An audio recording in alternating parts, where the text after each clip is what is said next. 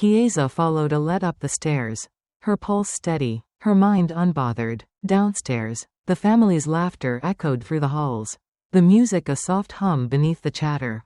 She didn't think twice when he pushed open the door to the small guest room, gesturing for her to step inside. It wasn't unusual for them to slip away from the noise, to talk, to joke, to catch up without interruptions. But the second she crossed the threshold, something shifted. The air felt heavier. Alette stepped in behind her, his fingers brushing against the doorknob. Then, with a slow, deliberate motion, he turned the lock. The soft click sent an unexpected jolt down Chiesa's spine. She turned, her brow furrowing. "What are you?"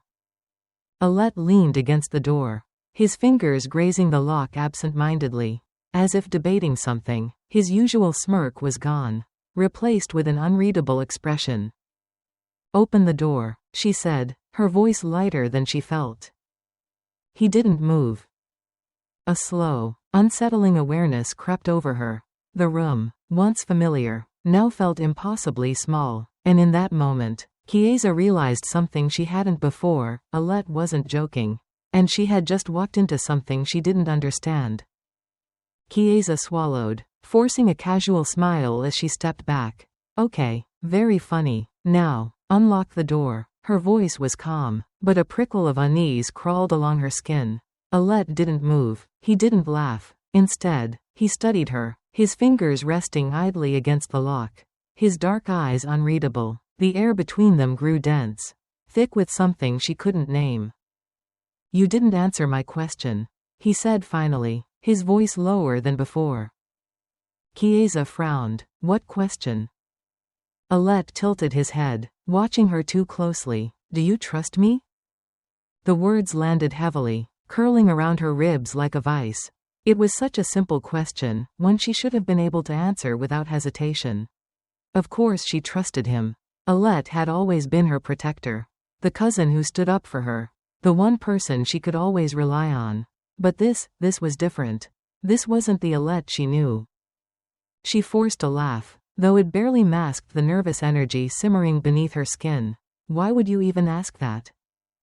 His lips curved, not quite a smile. "Because you're looking at me like you don't." And for the first time in her life, Chiesa realized he might be right. Chiesa took a step back, her heel brushing against the rug, the fabric soft but offering no real sense of security. Alette still hadn't moved from the door, his fingers tracing the edge of the lock like he was weighing something unspoken. The room felt smaller, the air heavier, and her heartbeat, steady just moments ago, now thudded erratically in her chest. "This isn't funny anymore," she tried again, keeping her voice light, controlled. But he wasn't joking. She could see it in the way his shoulders remained relaxed, in the way his gaze never wavered from hers. There was no nervous laughter, no hint of the teasing older cousin she had always known. "You never noticed, did you?" Alette murmured, almost to himself. Chiesa swallowed. "Noticed what?" His gaze flickered over her, quick, precise, like he was memorizing her reaction. "That I was different with you." Her stomach twisted, something cold curled around her ribs, wrapping tight as her mind raced through years of interactions, small moments she had never thought twice about. His presence always near, his touch lingering just a second too long, the way his eyes held hers like he was waiting for something. Something she wasn't ready to face. Chiesa's breath hitched as the silence thickened between them, stretching like an unseen thread about to snap. Alette stood between her and the door, unmoving, his presence casting a shadow that felt heavier than it should. His words lingered in the air, unsettling and undeniable. "You never noticed, did you?" She wanted to deny it, to scoff, to roll her eyes like she always did when Alette teased her, but this wasn't teasing. There was something raw in his voice, something that made her pulse stutter. Her fingers curled into fists at her sides, nails biting into her palms as if the pain might anchor her to reality. "You're imagining things," she whispered, forcing herself to meet his gaze. Alette exhaled sharply, his expression unreadable. "Am I?"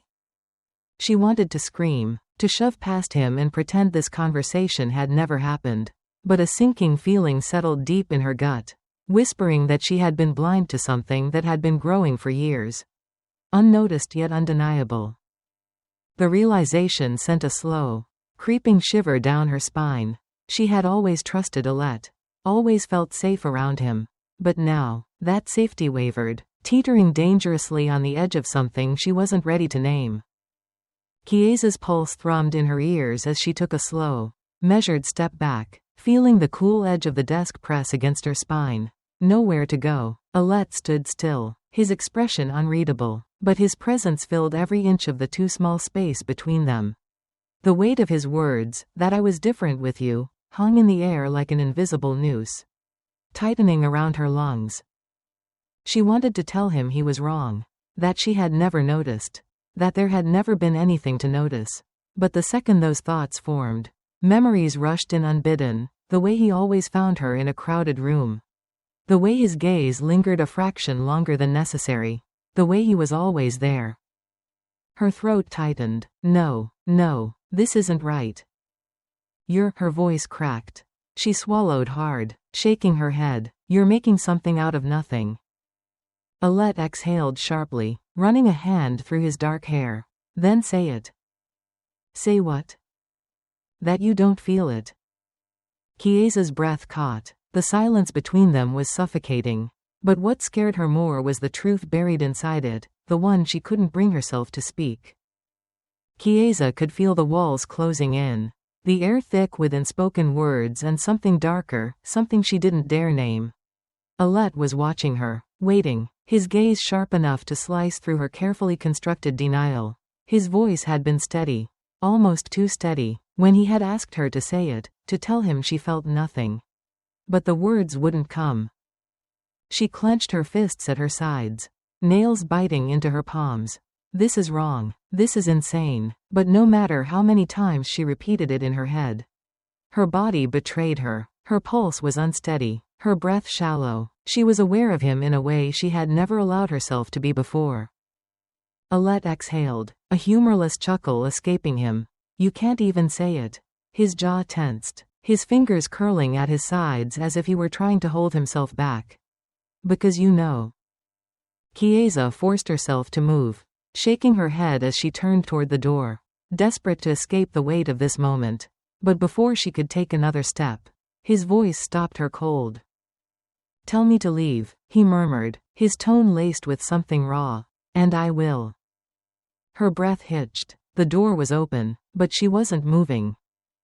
Chiesa stood frozen, her heart hammering against her ribs as Alette's words settled between them. Heavy and unshakable. Tell me to leave. He had given her an escape, a way out, yet her feet remained planted, her body rigid with uncertainty. The open door loomed behind her, but she couldn't take that final step. Alette watched her, his gaze unwavering, searching her face for something, permission, maybe, or confirmation of what he already knew. His breath was slow, controlled, but she could see the tension in the way his fingers twitched at his sides, the way his jaw clenched just slightly. Why did you unlock the door? Chiesa whispered, forcing herself to meet his eyes. A slow smirk ghosted across his lips, but there was no amusement in it. Because I wanted to see if you'd actually leave. A sharp exhale left her, her stomach twisting violently. He knew that her hesitation meant something, even if she refused to name it. I should, she said, barely above a breath. Then go. His voice was steady, almost challenging.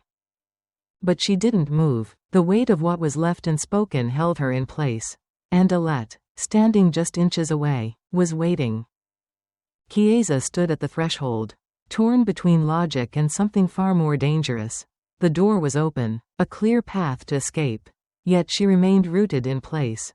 Alette hadn't moved either, his expression unreadable. But there was something in his stance, a quiet confidence, a knowing smirk, that unsettled her more than anything. He had given her the choice. And now he was waiting, watching to see what she would do. Her fingers twitched at her sides, nails pressing into her palms as if pain could ground her, could force her to act. Every part of her screamed to leave, to push past him and pretend this moment had never happened. And yet, she hesitated. Alette tilted his head slightly, his dark eyes locking onto hers. You think this is a game? He asked, his voice low, deliberate. Chiesa swallowed hard, her throat tightening. Isn't it? She shot back. But the words lacked conviction. He took a slow step forward, and she felt her breath hitch. Then why haven't you left? His voice was barely above a whisper, but it sent a shiver down her spine. She wanted to answer, to deny what was happening, but the silence between them spoke louder than any lie she could tell. Chiesa's heart pounded as she stood there, caught in the space between reason and something far more dangerous. The open door behind her beckoned, offering an escape, yet her feet remained planted. Alette had stepped closer, his presence overwhelming, his dark eyes filled with something unreadable. The air between them felt charged, the weight of unspoken words pressing down on her chest. You could leave, Alette murmured, voice low and knowing, nothing stopping you. Chiesa clenched her fists, her nails biting into her palms. She should walk away, should run before this crossed a line that neither of them could undo. But her body betrayed her, heat coiling in her stomach, a silent confession that terrified her more than anything. Alette exhaled softly, studying her, waiting for an answer she wasn't sure she could give. Just admit it, he whispered, you don't want to leave. Her breath caught, she wanted to deny it, to throw his words back at him. But the truth clung to her skin like a secret she could no longer hide. And as Alette took another step, closing the space between them, Chiesa knew, whatever happened next, there was no turning back.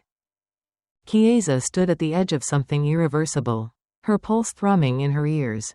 The door remained open, a silent invitation to walk away, to pretend none of this had ever happened. But her body refused to move. Alette watched her, his expression unreadable, yet his presence filled the room, wrapping around her like a whispered secret. You think this is a game? She finally said, her voice barely above a whisper. Alette's lips curled into something that wasn't quite a smirk. No, he murmured, but I think you've spent too long pretending. Her stomach twisted at his words, at how effortlessly he peeled away the denial she had clung to for so long.